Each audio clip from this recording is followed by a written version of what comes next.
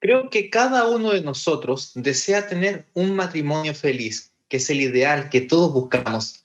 Pero, ¿qué pasa cuando hay un matrimonio con problemas? ¿Y qué pasa cuando hay violencia? ¿Qué pasa cuando un matrimonio incluso puede llegar hasta la muerte? Pablo utiliza esta semana esta misma ilustración. Veámoslos en el Limverse de hoy.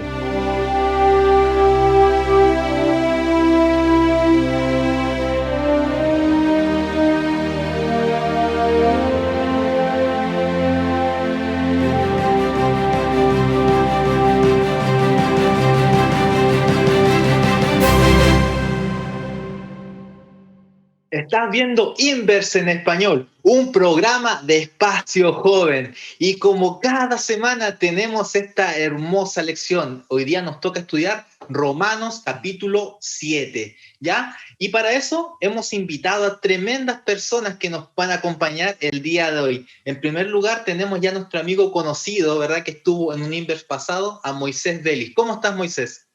Gracias, Jan, por el pase. Encantado de saludarlos a todos los que nos ven desde las redes. Dios los bendiga y espero que hayan estudiado el folleto. Claro que sí. Muy bien, muchas gracias, Moisés. También nos acompaña desde el norte de Chile, ¿verdad? Nuestro amigo allá, Aníbal Navea. ¿Cómo estás, Aníbal? Oye, gracias al Señor aquí, pues un privilegio poder compartir con cada uno de ustedes, también con los que nos acompañan en las redes, toda la juventud, todo el pueblo santo de Dios. Así que con ganas de poder compartir la palabra de Dios.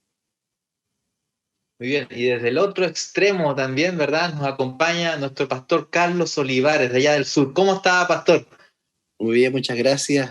Saludo a todos los amigos que nos están viendo y que, como bien se mencionaba, hayan estudiado esta lección que está muy interesante.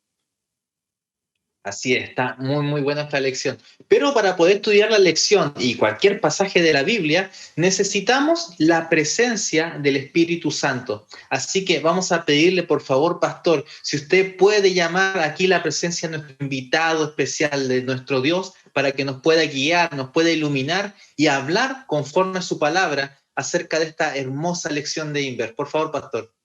Por supuesto, oremos. Padre, gracias por tu amor, por tu misericordia. Gracias por la oportunidad que nos das a este panel selecto de poder estudiar esta profunda, hermosa lección y que pueda ayudarnos en nuestra vida espiritual, en nuestras luchas que tenemos día a día. Y bueno, ilumínanos con tu Santo Espíritu para poder ir guiándola de la mejor manera y poder llegar a cada joven y pueda entender bien qué significa este mensaje precioso de Romanos capítulo 7. En el nombre de Jesús, amén. Amén.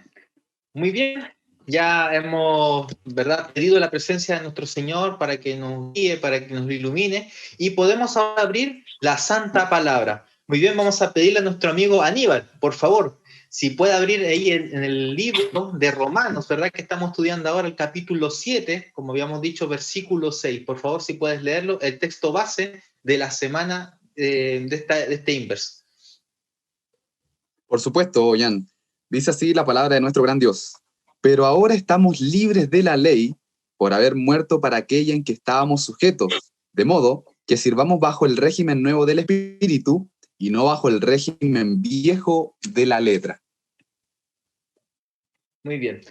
Este capítulo, ¿verdad? Es creo que uno de los capítulos que se ha hablado tanto, pero no porque sea un capítulo, la verdad, fácil. Si uno lo lee, la verdad parece un trabalengua cuando uno lee sobre todo la parte de Pablo, los últimos versos de este capítulo, y ha tenido muchas interpretaciones.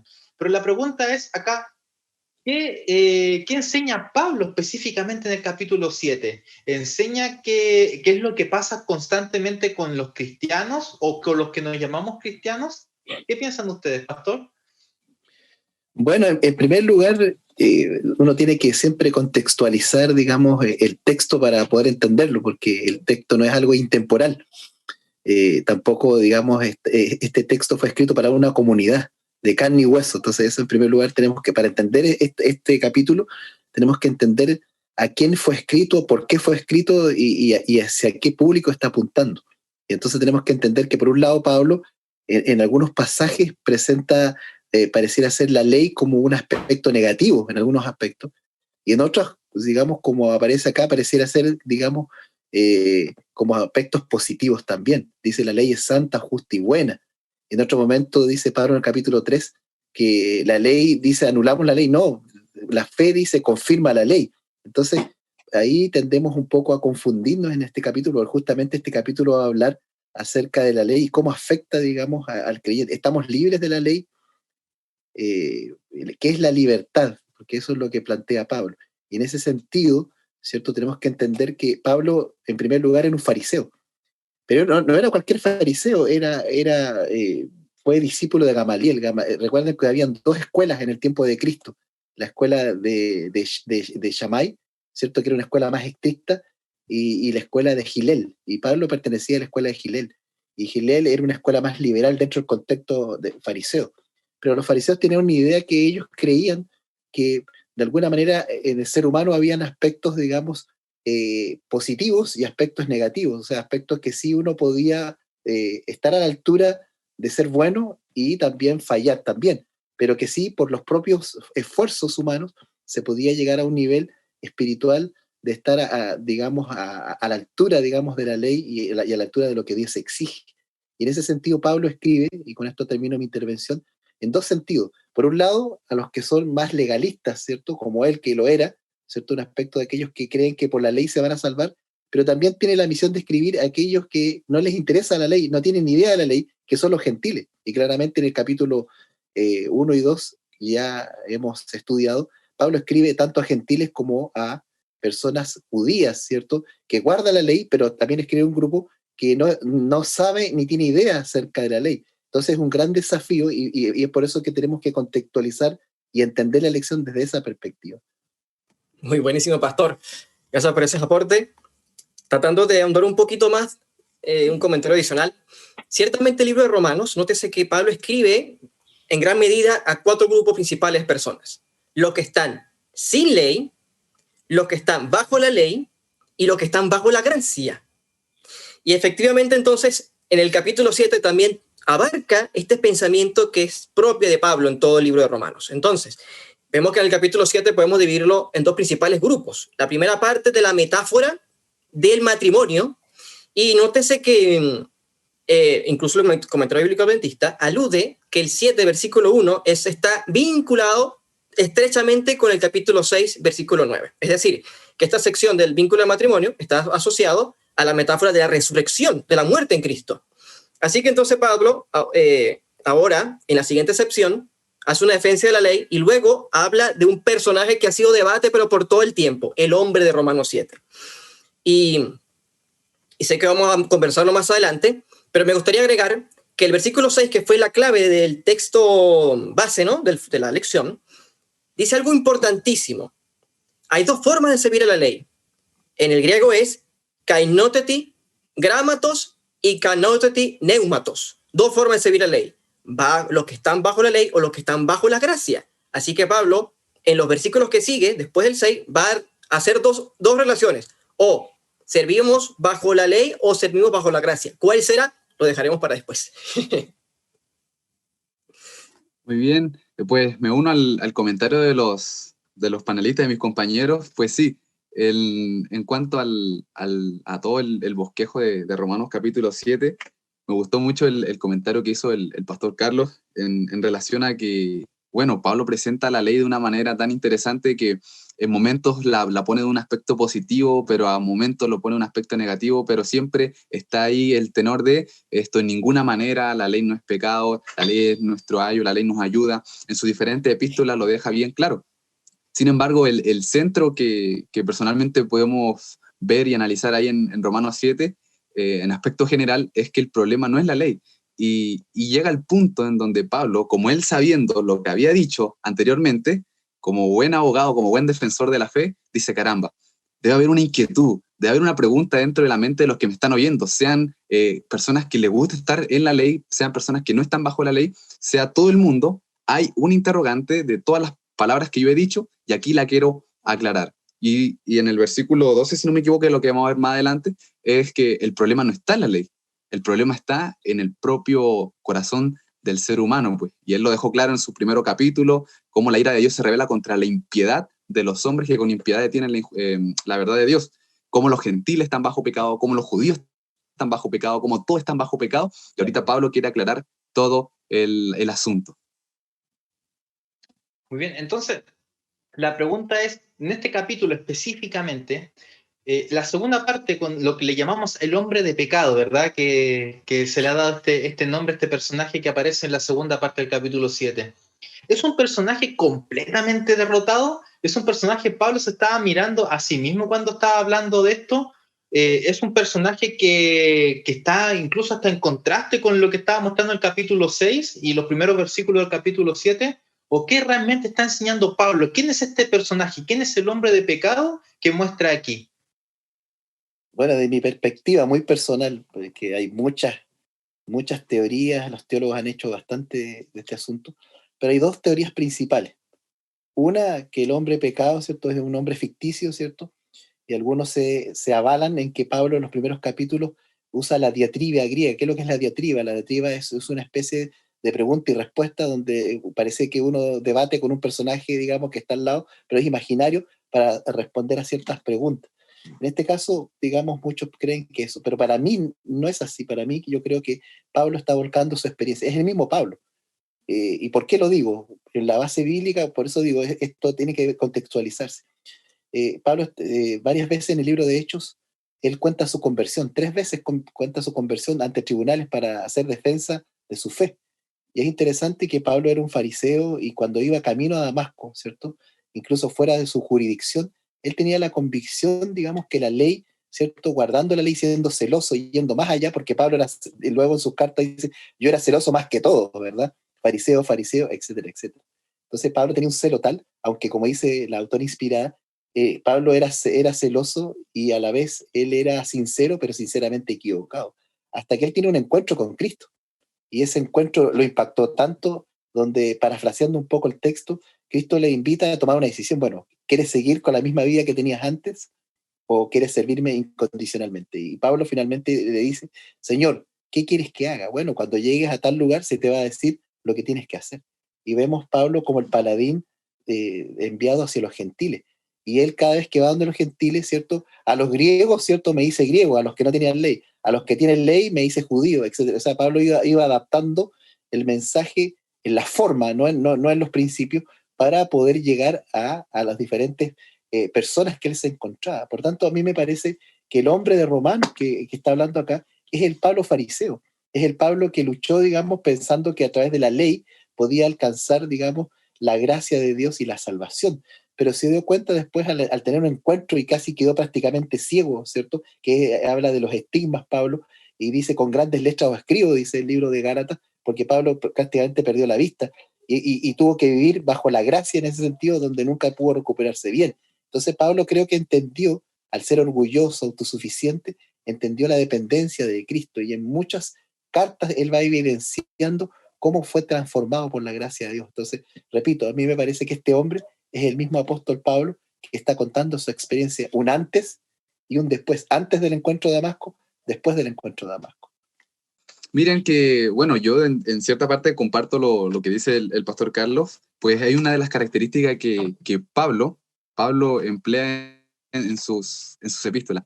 Y en Gálatas dice, con Cristo yo he sido juntamente crucificado, ya no vivo yo, sino que Cristo vive en mí, yo he sido crucificado al mundo, dice. En fin, como dijo en Hechos, sus experiencias, sus testimonios no están basados en lo que Cristo hizo en otros, sino en lo que Cristo ha hecho en su vida. Cómo el Señor le ha hecho el llamado a él personalmente. En Romanos capítulo 1 tú te das cuenta, ay de mí, dice Pablo. No dice, ay de los que no prediquen, dice, ay de mí si no predico el evangelio. Él mismo se pone en diferentes aspectos como ejemplo, y por qué no decir que en el capítulo 7 también lo hace. Y no es de extrañar, pues tú ves cómo él habla en un lenguaje en primera persona. Dice, pues yo no conocía que la codicia era pecado, yo soy vendido al pecado. Entonces, él se pone como un ejemplo. Sin embargo, en función a lo que dijo antes en el capítulo 6 y a lo que dice después, no podemos llegar a la conclusión de que, bueno, Pablo entonces al final se está contradiciendo, está con un problema de bipolaridad, esquizofrenia, de que dice, no, que yo sí puedo, pero no puedo, pero sí puedo, pero no puedo, no, sino que él está prácticamente describiendo cuál es esa condición del hombre que queriendo hacer lo bueno, que queriendo salvarse, que queriendo prácticamente tener la vida eterna por sus obras, es una inutilidad, es algo que no se puede. que no se puede, miserable de mí, dice. Pero hay esperanza en aquel que dijo antes y de aquel de que ahorita va a hablar, ya más adelante en el capítulo 8, que ninguna condenación hay para aquellos que están en Cristo Jesús. Amén, amén, amén. Y creo que para formar un poco más, seguir a mis compañeros, nótese que en el versículo 25 dice, en el griego, dice, ara oun autos ego. Asimismo, pues, cuando Pablo se refiere a que sirve a la carne, que no puede. Nótese que el hombre de 12:25 es un hombre no solamente que tiene tentaciones, es un hombre que está continuamente derrotado y ¡ay, miserable de mí! Ahora, ¿cómo es eso? ¿Qué significan estas palabras en griego? ¿Para qué lo mencionamos? Es importante. Primero, autos egos, ego, el mismo del yo, por cierto, el que he mencionado más de 40 veces en esta sección. El autos, yo solo, yo mismo, yo sin Cristo, sería la mejor traducción. Y el ara uon es importante porque en varias traducciones de diccionarios, por ejemplo la de Thayer, considera que ese oun significa cuando se va a irrumpir un discurso y retomarlo. ¿Cuál discurso? El de versículo 6, donde dice que hay dos formas de servir a la ley, por bajo la ley o bajo la gracia. Entonces, me llama la atención que el comentario bíblico adventista, en ese versículo, en el versículo 6 dice, lo antiguo de la letra es una descripción de la obediencia legalista de los que tratan de alcanzar la salvación por obras de la ley. Y dice el mismo comentario, que de modo que cuando llega el Espíritu Santo, ya no sirve a Dios movido por el sentimiento de un yugo legal, sino por el amor, el espíritu de la libertad. Ahora, para que quede aún más claro quién es el personaje de Romanos 7, la mensajera del Señor lo menciona en el camino a Cristo. El apóstol Pablo dice que en cuanto a la justicia que hay en la ley, es decir, que lo referente a las obras externas era irreprensible, pero cuando discernió el carácter espiritual de la ley, se reconoció pecador, juzgado por la letra de la ley como los hombres le aplican a la vida externa. Él se había abstenido de pecar externamente, ¿ok? Solamente externamente, pero cuando miró lo profundo de los santos preceptos, se vio como Dios los veía y subió profundamente. Y vio lo que hace la mensajera del Señor. Cita, y aparte de la ley, vivía en un tiempo más, cuando vino el mandamiento, revivió y yo morí. O sea, sin duda alguna, este personaje es Pablo, o mejor dicho, Saulo, cuando no conocía a Cristo. Lo más, y también es una representación de cualquiera que intente hacer la obra del Señor con sus propios esfuerzos. Le pasó también al pueblo de Israel, le pasó también al joven rico, etc. En resumen, este personaje es un personaje que intenta obedecer la ley de Dios ego auto, sin Cristo, solo. Gracias. Bueno, de hecho, acá este personaje, lo que está hablando es que él conoce la ley, ¿ya? Y yo creo que acá tenemos que hacer una diferencia entre el que está convencido, ¿verdad? Y que yo creo que es este personaje que estaba ahí, que conocía la ley, estaba convencido de la ley, sabía que la ley lo condenaba y que estaba sujeto a muerte por la condenación de la ley, pero ¿qué pasa? No está convertido. Y yo creo que aquí tenemos que hacer esta diferencia entre el cristiano que está convencido y el cristiano que está convertido, que es distinto, que ya, como decíamos ahí, en Romanos capítulo 8 lo muestra y lo sobresalta. Ahora, ¿qué peligro enmarca el entender que el romano, o sea, el hombre que está hablando aquí en Romanos capítulo 7, ¿verdad? De cita al 25, es el Pablo post-convertido? ¿Enmarca algún peligro para nosotros el tener esa interpretación? Yo creo que no marca ningún peligro, al contrario. Yo creo que la Biblia siempre muestra, la Biblia es muy honesta en mostrar tanto las debilidades del ser humano y exaltar a Dios, porque la Biblia no pretende exaltar al ser humano, y por eso que a veces en la Biblia aparecen cosas horrendas, terribles, ¿cierto? Y la gente dice, pero ¿cómo puede ser si la Biblia es un libro sagrado? Pero aparece, por lo mismo, cuando uno mira los libros antiguos, generalmente las cosas malas que hacían los monarcas no aparecen solamente las obras buenas. Pero acá Dios es tan honesto que muestra justamente las debilidades del ser humano, y que la única forma de vencer es a través solamente de la gracia de Cristo. Y entonces yo creo que aquí aparece exaltado cierto Dios y más que cualquier otra cosa. Y entonces en este caso, Pablo es su testimonio personal, es su vida. Y en ese sentido, eso más que asustarnos, nos anima a decir que, y lo dice Romanos 11, dice, Elías y otros fueron sujetos, dice, a las mismas pasiones y a las mismas debilidades que nosotros, o sea, son tan humanos como nosotros. Si ellos vencieron, nosotros también podemos vencer. Yo creo que eso es un aliciente importante para cada uno de nosotros, que ellos también son seres humanos, no son super hombres, ¿verdad? Ni tienen nada de especial. Están sujetos a debilidades y tienen las mismas tentaciones que hoy día tenemos nosotros. La sociedad ha cambiado, la cultura ha cambiado, hemos avanzado en muchas cosas, pero seguimos siendo seres humanos. La esencia es la misma, las tentaciones son las mismas, tal vez disfrazadas de otra forma por los tiempos, por la cultura, pero al fin y al cabo son los mismos pecados por la sociedad ha sido condenada a través de toda la historia. Entonces no podemos nosotros decir que podemos vencer, y eso nos intenta mostrar Romanos, solamente a través de la gracia de Cristo. De verdad que me pareció bien interesante el comentario del pastor Carlos. Sin embargo, la escritura yo veo en los testimonios de Pedro, que él dice que hay un peligro en cierta manera de malinterpretar a Pablo. Y ustedes han visto cómo en la cristiandad se malinterpreta a este erudito. Entonces, en cuanto a eso sí yo veo que hay un peligro, pues se malinterpretan las palabras de Colosenses, las palabras de Gálatas, obviamente las palabras de Romanos también, y no se ve a un Pablo como un todo, sino de una manera desfragmentada. Y eso nos lleva, como una vez escuché, una mala lectura, me lleva a una mala interpretación, me lleva a una mala aplicación, me lleva a un mal estilo de vida, y por tanto me lleva a ser una mala influencia para los demás, y eso sí es de salvación. Entonces, en ese aspecto yo veo que sí se corre un peligro. Sin embargo, volviendo al punto del ministro, es que hay esperanza. Después de todo lo que Pablo explica y describe en su experiencia, en su condición, dice que hay un Jesucristo tan poderoso, tan grande, más grande que el mismo pecado, que él dice que está en mí, que mora en mí, pero gracias sean dadas a Dios tan solo por este hombre, el hombre del Calvario. Así que es un mensaje de esperanza en todos sus aspectos y en todas sus esferas, aún cuando las puertas de las tinieblas quieran prevalecer sobre ellos, está escrito que no podrán. Vaya, sí. Es que interesante porque uno si ve a ese hombre y uno dice, oye, ¿será que cuando soy tentado nunca voy a vencer? Y voy a pecar y pecar y pecar y pecar y pecar. ¿Pero cuándo? Y parece como un círculo, como un ratoncito dando vueltas, ¿no? Pero llama la atención que la Biblia no termina allí. Ni tampoco Pablo. Romanos 8:1. Pero ahora, ninguna condenación hay para los que están en Cristo Jesús.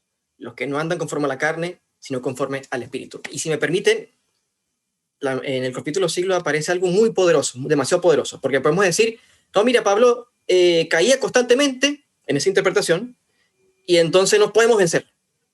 Mira lo que dice la mensajera del Señor, por ejemplo, el capítulo siglo, página 459. De los defectos de carácter, se va a Satanás para intentar dominar toda la mente y sabe muy bien que si se conservan los defectos, lo logrará. De ahí que trata constantemente de engañar a los discípulos de Cristo con su fatal sofisma que les es imposible vencer. Pero Jesús aboga en su favor sus manos heridas, su cuerpo quebrantado, y declara a todos los que quieran seguirle, bástate de mi gracia. Nadie considere, pues, sus defectos como incurables. Dios concederá fe y gracia para vencerlo. Gracias a Cristo Jesús y su abundante gracia. Oye, disculpa, Moisés, ¿podría hacer un pequeño comentario? Sí, Veo que Ellen White está haciendo un comentario nada más y nada menos que de 2 Corintios, ¿cierto? 2 Corintios 12, cuando dice, bástate de mi gracia. Yo siempre tenía esa inquietud y me pareció algo bonito lo que dijiste, después te voy a pedir la cita, porque dice, bástate de mi gracia, pero en cuanto a los defectos de carácter. Pero Pablo ahí está hablando acerca de sus debilidades, en función a sus tribulaciones, a sus persecuciones, a sus llantos, a las aflicciones que le estaban siguiendo. Pero Ellen White ahí lo aplica a los defectos de carácter. ¿Cómo por así decirlo, pues mi pecado es una de mis debilidades? Cada uno en función a su esfera es una debilidad. Pero Pablo dice, por tanto, yo me gozo en mi debilidad, no en hacerla, sino en saber que tengo una debilidad que me hace dependiente de la mano todopoderosa de Jesucristo para poder salir de allí. Entonces, cuando yo soy débil por ese pecado, entonces soy poderoso. Y Jesucristo le dice, bástate de mi gracia porque mi poder se perfecciona ¿dónde? Ahí, en tu defecto. Ahí, porque tú no vas a poder confiar en tu vida, sino que vas a poder confiar en que hay un Cristo vivo morando en cada uno de nosotros. No había caído en cuenta en eso. Bueno, siempre lo había visto de esa manera, pero bueno, ahí está la aprobación. Bendito sea el Señor. Amén. Entonces, ahora, si sabemos que esta interpretación de que muestra de que Pablo era una persona vendida al pecado, ¿verdad? Que constantemente iba al mal, y si Pablo era así, que era como nosotros lo admiramos, el gran Pablo, el gran erudito, ¿qué queda para nosotros? ¿Qué queda para el cristiano? ¿Qué queda para el joven que está viviendo en este siglo? ¿Qué esperanza o qué podemos sacar de aquí, de lo que está mostrando Pablo, para nosotros que estamos viviendo ya en este tiempo final? Bueno, yo creo que nosotros tenemos que entender ya, como se ha mencionado, se hizo una introducción muy interesante en la última intervención que hacía Moisés, siguiendo esa línea. Mucha gente interpreta como que hay dos naturalezas en el hombre. La palabra que usa ahí es una palabra como era, ¿cierto? Entonces, algunos creen que el hombre tiene dos naturalezas, una naturaleza, digamos, carnal, animal, baja, ¿cierto? Y otra, digamos, espiritual. Y esas dos están en pugna constantemente. Esa interpretación es un poco peligrosa porque es una interpretación, como ya lo hemos mencionado, un poco más filosófica, más griega, ¿cierto? Como que hay una lucha entre el bien y el mal, ¿cierto? Pero eso no pareciera ser que esa lucha, uno cae, se recupera, es como un círculo vicioso. Pero en realidad la Biblia no parte de esas presuposiciones, sino que la Biblia parte de los presupuestos en relación que nosotros hemos sido debilitados. Y Elena White comenta acerca de esto, ahí habla de propensiones, ¿cierto? Y habla, digamos, de pasiones. Ella dice que las propensiones y las pasiones en sí mismas no son malas, ¿cierto? Son neutras. Y dice que Adán y Eva, ¿cierto? Cuando antes de la caída estaban en justo equilibrio. Y entonces Elena White tiene muchas citas donde ella menciona de que tenemos que ser cuidadosos de no alimentar, dice, las propensiones y las pasiones que pueden ser nocivas y negativas en nuestra vida. Entonces todo tiene que ver con hábitos, ¿cierto? Elena White no solamente habla de hábitos en la alimentación, somos seres integrales, multidimensionales, sino que el hábito de pecar, ¿cierto? Esas propensiones pueden ser tan marcadas, ¿cierto? Tan enfatizadas, exacerbadas en nuestra vida, que finalmente pasan a ser, digamos, parte de nuestro ser. Entonces, el Ellen White en cierto sentido dice que debemos eh, no hacer de ellas un hábito, sino sacar ese mal hábito nuestro de esas propensiones y entonces alimentar lo que tiene que ver o fortalecer nuestra vida, digamos, más espiritual. ¿En qué sentido lo dice Pablo? En el sentido cuando habla de carnal, Pablo, ¿cierto? No solamente se refiere a las concupiscencias, sino a esto, a carne y hueso. A veces se hace la diferencia entre soma y sarca o sarcos, que viene siendo las concupiscencias, los malos pensamientos, pero Pablo está hablando de un todo, ¿cierto? Pablo no habla de una tricotomía, dicotomía, o sea, de un ser que está dividido en partes, sino que habla de un todo. Lo que afecta una esfera de mi vida afecta al otro, algo afecta a la mente, afecta a mi cuerpo, afecta a mi dimensión espiritual. Somos seres, digamos, unidos, que un aspecto se ve afectado, afecta a todo el ser. Yo creo que por ahí está hablando Pablo, al hablar de las debilidades, está hablando de las propensiones, digamos, que el ser humano está. Pero las propensiones no es pecado, y no es que somos pecadores en esencia, sino que somos pecadores porque nos habituamos a pecar, porque cuando somos tentados, somos vencidos por la tentación y esa tentación cuando viene otra vez, más débiles somos para resistirla. Yo creo que por ahí va el tema y yo creo que sí tenemos victoria en Cristo. Si nosotros, dice Elena de White, hacemos caso a nuestra razón y a nuestra voluntad que deben ser sometidas, ¿cierto?, al poder de Dios, al Espíritu Santo, entonces nuestra mente va a ser santificada y vamos a abandonar esas tentaciones que tal vez están haciendo estrago y están debilitando nuestra vida, nuestro ser, para que dejemos y deshabituemos a esa tentación y a ese pecado. Nosotros tenemos que fortalecer nuestra voluntad y nuestra razón. Elena White enfatiza mucho aquello. Por sí solo no lo podemos lograr. Los fariseos pensaban así. Los libros de autoayuda hablan así, que nosotros podemos, ¿cierto?, a través de nuestra voluntad. Pero la diferencia está que podemos fortalecer nuestra voluntad y nuestra razón, pero solo con el poder santificante de Cristo a través del Espíritu Santo en nuestras vidas. Uy, yo creo que el pastor ha resumido no solamente la lección de hoy, sino todo el folleto completo. Sí, es maravilloso este capítulo. De hecho, tiene muchas interpretaciones, o tres principales. Pero en todo caso, creo que el mayor llamado es el siguiente. Que si entendemos Pablo, que está hablando a los que están los que están sin ley, los gentiles, los que están bajo la ley, los judíos sin Cristo, y los que están bajo la gracia, los que están entregados, completamente entregados a Cristo. Viene ahora la promesa de Romanos 8.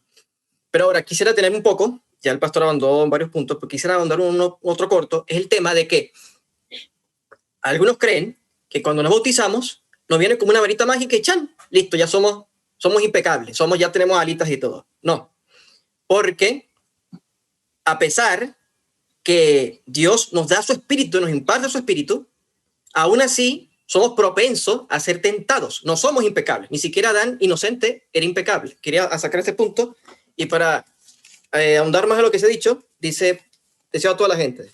Cristo puede y anhela librarlos. Él impartirá vida al alma de los que están muertos en transgresiones y pecados. Librará al cautivo que está sujeto por la debilidad, las desgracias y las cadenas del pecado. Es Cristo Jesús que puede hacerlo. No es ego autos, no soy yo solo. Adelante, Aníbal.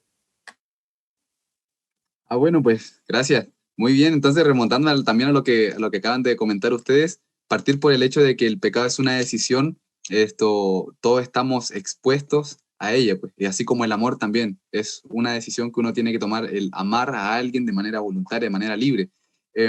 ¿Qué peligros existen prácticamente al decir, caramba, pues, si ese es el Pablo que tenía esas propensiones o esa inclinación que donde él quería hacer el bien, aún estando predicando el Evangelio, y en otro lado dice, yo creo que también tengo el Espíritu Santo en mí, obrando en mi vida, pero ahorita que salga con esta descripción de que quiero hacer lo bueno y no lo hago, entonces, para nosotros, por ejemplo, que estamos ya casi 2 milenios después de lo que Pablo escribió, uno diría, si Pablo lleno del Espíritu Santo, que estaba ahí haciendo todas las cosas, que se le reveló al Señor Jesucristo, caramba, que subió al tercer cielo, no pudo y tenía esa experiencia, ¿qué me espera a mí?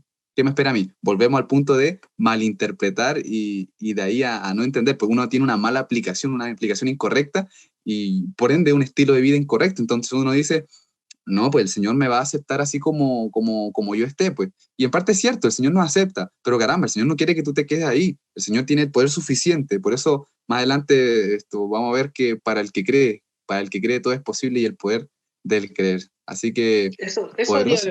eso del tema del creer. Porque, ¿qué pasa? No sé si has visto, con esto de la ideología de género, que hay una persona que se cree un perro, no sé, y se usa la orejita y todo, de hecho una familia que lo adoptó. Entonces, ¿qué pasa si hay una persona que se piensa que es un perro y actúa como perro, ladra como perro? Pero en el caso, por ejemplo, traigámoslo ahora esto al plano espiritual. Si yo pienso que soy un pecador, ¿voy a actuar como pecador? Obviamente. Pero ¿qué pasa si ahora yo llego y pienso que soy un santo? ¿Voy a actuar como un santo? Oye, Jan, qué pregunta más poderosa y más tremenda la que tú hiciste. De verdad que me encantó. Porque no por nada, una vez recuerdo que estábamos compartiendo en Venezuela acerca del creer. Y yo me preguntaba qué tan cierto es lo que el Señor Jesús dijo. Para el que cree, no algunas cosas. Dijo que para el que cree todo es posible. Entendiendo que la abundancia del corazón habla la boca, que prácticamente el corazón hay que guardarlo sobre todas las cosas porque de él mana la vida. Entonces, ¿por qué el Señor dice para el que cree dónde se asientan los pensamientos, dónde se asienta la creencia? Esto en el corazón, pues. Y prácticamente, como dice también Proverbios, como Él es en su corazón, tal es Él. De manera que si el corazón se ve afectado, todo el ser se va a ver afectado, como hemos estado diciendo los panelistas, de que somos un ser integral, una creación integral. Dios es uno, es una unidad, compacto.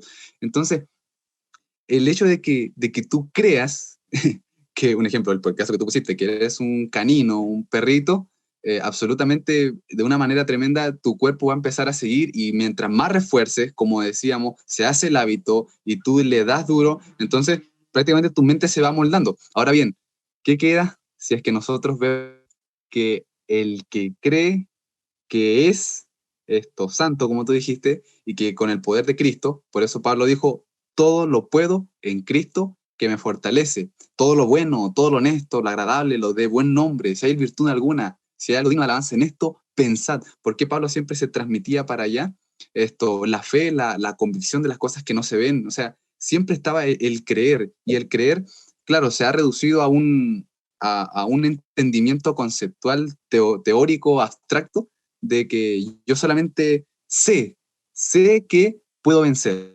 Pero el creer es más profundo, porque el creer es algo que se asienta en tu mente y absolutamente todo tu cuerpo lo va a seguir. Hay un principio que yo he visto que el enemigo sigue en esta humanidad. Dice, instruye al niño en su camino, cuando éste fuere viejo, no se apartará de él. Y sabe el diablo que instruyendo y metiendo cosas en la mente de los niños, cuando fueren viejos va a tener lo que él quiere. Asimismo el Señor también sabe, lo que Él meta en nuestra mente, en nuestra creencia, va a moldar todo nuestro ser, y en este caso para salvación. Y es lo que Pablo quiere introducir en nuestra mente. Pues ninguna condenación hay para los que están en Cristo Jesús, y la vida santificada de parte del cielo es una realidad para el que cree. Vaya, Jan, que tocaste un punto muy, muy ácido. En todo caso, trataré de dar mi comentario. 6:4 de Romanos. Porque fuimos sepultados juntamente con él para muerte por medio del bautismo, a fin de que como Cristo resucitó también de los muertos por la gloria del Padre, así también nosotros andemos en una nueva vida. Esto no son meras palabras, es una realidad. Pero se corre un peligro. Si yo creo que soy santo, tengo el problema que me pase como el pueblo judío, que cuando Dios les dijo, van a guardar toda la palabra, todo lo que les mande, todo lo que les dado, sí, eso haremos. Y al día siguiente o pocos días después estaban adorando un becerro de oro que dijeron, este fue el que nos salvó de Egipto, adorando al antiguo amo, al antiguo amo. O también le podemos pasar como el joven rico. Yo desde niño guardo toda la ley de Dios. Y Jesús les dio una sola palabra y se dio cuenta que era violador de toda la ley. Así que esto estriba a entender que esa muerte y esa resurrección es solo por Cristo y mediante Cristo. Es Cristo que produce esa obra, no son nosotros mismos. Es que nosotros tenemos que ganar, sí, pero perdiendo. Nosotros tenemos que rendirnos a Cristo, vencer el yo, y Él nos da la victoria porque es una promesa, es un sí y es un amén. Bueno, solo decir también, agregar que el que tú te creas perro no significa que eres un perro. En realidad hacía un comentario alguien por allí de esta persona que es transgénero, que hizo una película, digamos, famosa y ganó un Grammy en Chile.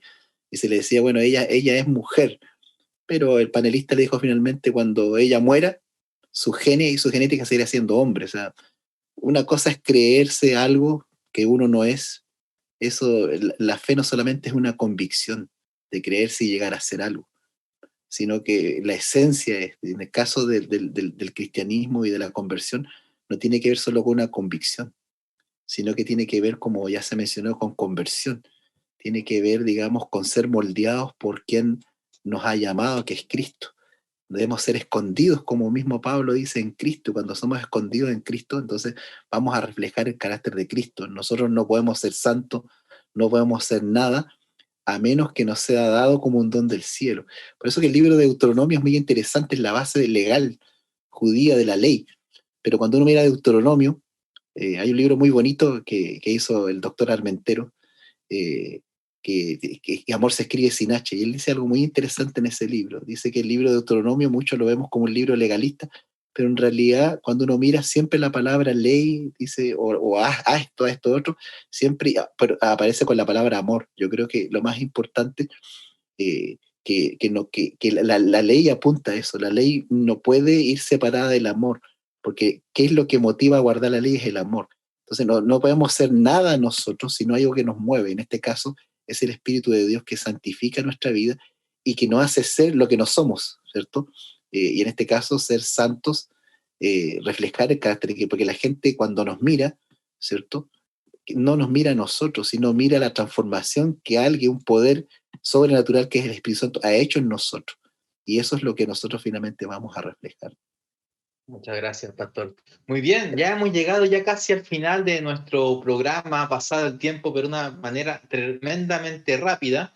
Y les quiero dejar un pedido a los muchachos, a los jóvenes, a los hermanos que están ahí detrás de sus pantallas viéndonos, que les hagan un llamado en un minuto, por favor, un llamado para aquellos que quizás están luchando allí y se sienten que no pueden vencer. ¿Cuál es el llamado que le hacen a esos muchachos que están ahí mirando sus pantallas? Si me permites, Jan, leería primero de Juan, capítulo 5, versículo 4, que dice, todo el que nace de Dios vence al mundo. Y esta es la victoria que vence al mundo, nuestra fe. Nótese que me parece importantísimo esta lección porque los jóvenes están atacados de una manera asombrosa con toda la sensualidad. La fornicación, la masturbación, la pornografía, todo está asediando a los jóvenes. Pero esa victoria es de Cristo la victoria y debemos creer que Él nos la puede dar. Y confiados en Cristo, el que nace de Dios vence al mundo. Amén. Pues también compartir una promesa con cada uno de los jóvenes que nos acompañan y que siguen a través de las redes, que es la que mencionamos, la misma palabra que Cristo le dijo a Pablo en medio de esa debilidad, de esa aflicción que él tenía. Dice 2 Corintios 12:9, y me ha dicho, bástate mi gracia, porque mi poder se perfecciona en la debilidad. No está diciendo tu poder, está diciendo mi poder se perfecciona en la debilidad. Y por eso yo me puedo gozar, dice Pablo, en mis debilidades, para que repose sobre mí el poder de Cristo. Entonces, poder tener esa esperanza de prácticamente poder reposar en un Cristo vivo, y déjame decirte que eso va a llevar a actuar a cada creyente, a cada joven, a cada persona que realmente tiene una comunión con Cristo. El que tiene el Hijo, dice, tiene la vida. Y en esta es la vida, que te conozcan a ti, al único Dios verdadero. Bueno, solo mencionar que siempre en la vida somos influidos por 5 características. Somos influidos por la genética, pero que tampoco es determinante. Somos influidos por la educación, por la cultura. Somos influidos por nuestros padres y somos influidos por el medio en que nosotros nos movemos. Pero también tenemos que entender que Dios nos ha dado un libre albedrío. Ese libre albedrío nos lleva a tomar elecciones, ¿verdad? La educación no puede condicionar, el ambiente no puede condicionar completamente, porque la Biblia habla de que nuestra vida no está condicionada, ni estamos destinados a fracasar, ni en nuestra vida es la tragedia griega, ni que nuestra vida tiene que ser trágica, sino que hemos sido destinados desde antes de la fundación del mundo. La Biblia dice que Dios dio la salvación. Somos salvos antes de la fundación del mundo, en el sentido de que Dios ha provisto todos los medios para que seamos salvos. O sea, Elena White dice que es más fácil salvarse que perderse, aunque parezca un poco complejo. Es por el entendimiento de lo que hoy día se ha dicho, ¿verdad? Debemos solamente aferrarnos a Cristo, y nuestra vida debe ser transformada en Él. El que está escondido en Cristo no tiene que tener temor, al contrario. El estar en Cristo nos ayudará finalmente a vencer nuestras tentaciones, y finalmente Cristo nos dará la corona de vida para ser salvos. Así que ánimo en el Señor y a seguir avanzando en la vida cristiana. Muy bien, al final Pablo de este capítulo dice, gracias Dios doy por Jesucristo, ¿verdad? Y la hermana White en el Conflicto de los Siglos, página 520, da una cita tremenda, dice, Satanás sabe muy bien que el alma más débil, pero que permanece en Jesús, puede más que todas las huestes de las tinieblas, y que si se le presentase abiertamente, se le haría frente y se le resistiría. Imagínense, el alma más débil, pero aferrado de Jesús, ni todas las huestes del universo que se fueron con Satanás le pueden hacer frente. Así que mi invitación, joven, es que permanezcas en Jesús, que permanezcas en comunión con su palabra, que permanezcas en oración, porque de esa manera, como decía ahí Aníbal, su poder se perfecciona en la debilidad. Así que los dejamos invitados para la próxima semana al Limber capítulo 8, que también va a estar pero buenísimo. Así que no se lo pueden perder. Le damos muchas gracias a Aníbal, a Moisés, aquí al pastor Carlos, ¿verdad? Por todos los tremendos aportes que hicieron. Y muchas gracias a todos por vernos. Así que lo dejamos invitado, estudien en su grupo pequeño, estudien allí su lección en su GPS, en su escuela sabática, y no dejen de ver Inverse. Nos vemos la próxima semana. Muchas bendiciones a todos. Chao, chao. Que el Señor les bendiga.